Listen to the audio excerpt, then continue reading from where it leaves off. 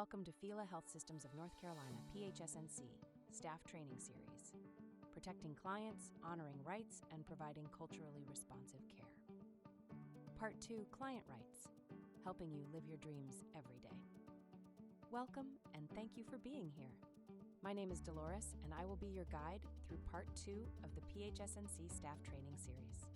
In this part of our training, we focus on something that is at the very heart of everything we do at Health Systems of North Carolina: client rights. At PHSNC, we believe that every individual we serve has inherent worth and dignity. Our mission is to provide person-centered, compassionate, and clinically sound behavioral health services that empower individuals and families to achieve stability, independence, recovery, and meaningful quality of life. Our vision is to build stronger families and healthier communities by meeting individuals where they are, helping them overcome systemic barriers, trauma, and unmet needs, and supporting long-term recovery, self-determination, and sustainable success. Understanding and upholding client rights is not simply a legal requirement. It is a reflection of our values and our commitment to every person we serve. Helping you live your dreams every day. Learning objectives for Part 2. By the end of this training, you will be able to identify the key rights guaranteed to every client served by PHSNC, explain informed consent and what it means in practice, describe the client's right to refuse treatment and how staff should respond, articulate the right to dignity, respect, and privacy in service delivery, outline the PHSNC grievance and appeals process, and connect client rights principles to PHSNC's mission, vision, and person-centered values. These objectives apply to all PHSNC staff, including peer support specialists, qualified professionals, clinicians, administrative staff, supervisors, and organizational leadership. Section 1, the foundation of client rights. Client rights are the legal, ethical, and organizational protections that every individual is entitled to when receiving behavioral health services. These rights are grounded in federal and state law, as well as PHSNC's own policies and values. Federal protections include the Americans with Disabilities Act, Section 504 of the Rehabilitation Act, the Mental Health Pact for America Act, and Medicaid regulations. In North Carolina, additional protections are outlined in General Statute Chapter 122C, which governs the rights of individuals receiving mental health, developmental disabilities, and substance use disorder services. PHSNC takes these rights seriously, not just because the law requires it, but because our values demand it. When we uphold client rights, we are honoring the personhood of every individual we serve. We are saying, you matter, your choices matter, and your voice matters. As PHSNC staff, you have both a legal obligation and a moral responsibility to know, protect, and advocate for these rights every single day. Think about what brings most of us to this work. We are here because we believe in people. We believe in recovery.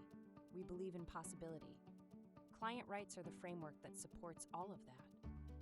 Section 2, the right to informed consent. Informed consent is one of the most fundamental rights in behavioral health care. It means that before any service, treatment, or intervention begins, the client must be given clear, honest, understandable information about what will happen and must agree to proceed. For consent to be truly informed, several conditions must be met. The client must have the capacity to understand the information. The information must be presented in plain language or through an interpreter if needed. The client must be told the nature and purpose of the service. They must understand the risks and benefits. They must know about alternative options, and they must be told they have the right to refuse. At PHSNC, we use consent forms that are specific to the services being authorized. But signing a form is only the beginning. Staff must ensure the client truly understands what they are agreeing to. If a client does not understand English fluently, we are obligated to provide interpreter services or translated documents. If a client has a cognitive or communication challenge, we adapt our approach accordingly. Consent is not a one-time event. It is an ongoing conversation. Clients can withdraw consent at any time, and staff must honor that decision without punitive consequences. Key term: informed consent means agreement given voluntarily by a person with decision-making capacity after receiving complete and accurate information. At PHSNC, we treat consent as an act of respect, not just compliance. Section 3, the right to refuse treatment. One of the most misunderstood client rights is the right to refuse treatment. Many staff feel uncomfortable when a client declines a recommended service. But it is essential that we understand refusal is a legal right, and our job is not to override it.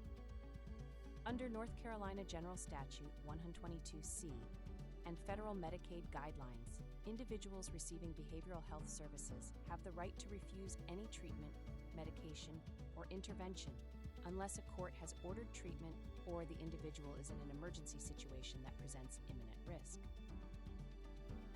When a client refuses treatment, your role as staff is to document the refusal accurately, ensure the client understood the nature of what they were declining, provide any safety information that may be relevant, notify your supervisor according to PHSNC policy, and continue to maintain a respectful, non-coercive relationship with the client.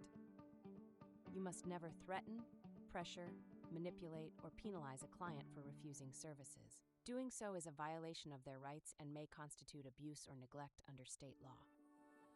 Fictional scenario for reflection. A PHSNC peer support specialist is working with a client who has been referred for medication-assisted treatment. The client says, "I appreciate everything, but I'm not ready to try medication right now. I want to try recovery differently." What would you do? Pause here and consider, how do you respond in a way that honors the client's autonomy while ensuring their safety and documenting appropriately? The correct approach is to acknowledge the client's decision without judgment, provide education about available options, document the conversation and refusal, and inform your supervisor. Continuing to respect and engage the client is essential. Section 4, the right to dignity, respect, and privacy. Every person served by PHSNC has an absolute right to be treated with dignity, respect, and compassion. This right is not conditional on behavior, diagnosis, history, or compliance with a treatment plan.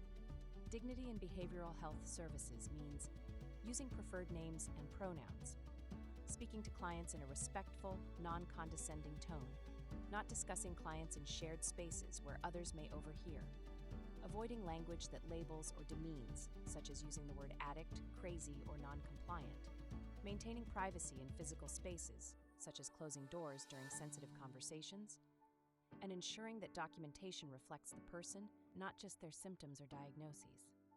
Key term: dignity means recognizing and affirming the fundamental worth of every human being, regardless of background, behavior, or circumstance. At PHSNC, we use person-first language. We say person with a substance use disorder, not addict. We say person experiencing a mental health crisis, not a mental patient.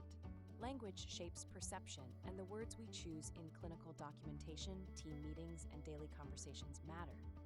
Privacy is another dimension of dignity. Clients have the right to expect that their health information will not be shared unnecessarily, that staff will not discuss their cases in elevators, break rooms, or other non-secure settings, and that their records will be handled with the utmost care. Fictional example. During a team meeting, a staff member casually mentions the name of a client and describes details of their mental health history in front of colleagues who are not involved in that person's care. Is this acceptable? No. This is a potential HIPAA violation, a breach of the client's right to privacy, and a violation of PHSNC policy. Always apply the minimum necessary standard, which we discussed in Part 1, and ensure conversations about clients take place in secure, appropriate settings.